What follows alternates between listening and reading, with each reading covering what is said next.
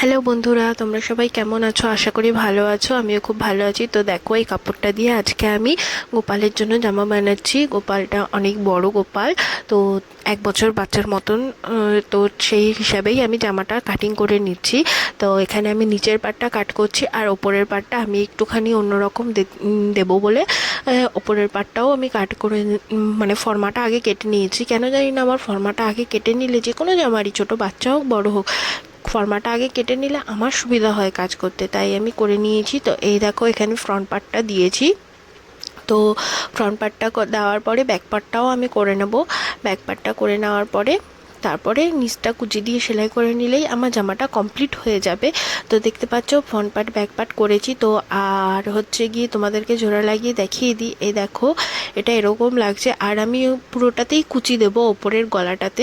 তো সেই জন্য আমি কাপড়ও রেডি করে নিয়েছি। সেই কাপড়টা দিয়ে আমি পুরোটাতে কুচি দেবো। ছোট গোপাল তো ভালো লাগবে দেখতে, সেই জন্যই এরকম ডিজাইনটা আমি চুজ করেছি। তো জামাটা কমপ্লিট হওয়ার পরে দেখাবো তোমাদেরকে কেমন লাগছে। দেখো, আমি কুচিও দিয়ে নিয়েছি। কুচি দেওয়ার পরে এটা উপর পাড় রেডি হয়ে গেছে। নিচের পাড়টা শুধু কুচি দিয়ে জোড়া লাগিয়ে দিলেই আমার জামা কমপ্লিট হয়ে যাবে। আর আমার এই জামাটা যদি তোমাদের ভালো লেগে থাকে তাহলে একটা লাইক করে দিও। আর ইউটিউব থেকে দেখলে চ্যানেলটিকে সাবস্ক্রাইব করো, আর ফেসবুক থেকে দেখলে আমার চ্যানেলটিকে ফলো করে দিও। দেখো গোপালের জামাটার লুকটা কেমন হয়েছে, লাস্টে আমি পিক দিয়ে দিচ্ছি গোপালের মানে গোপালকে জামাটা পরে কেমন লাগছে। দেখো, এই সাইডে আমি দুটো বোতামও দিয়েছি, আবার বুকের কাছটাতে আমি হচ্ছে গিয়ে একটা টিপ বোতামও দিয়েছি, যাতে সরে না যায়। ছোট গোপাল, তাতে কি হয়েছে, 1 বছরের বাচ্চা যেরকম জামা পরে সেরকমই আমি জামাটাকে তৈরি করেছি। তো তোমাদের কেমন লাগলো তোমরাই সবাই বলো, কেমন লাগলো তোমাদের এই জামাটা।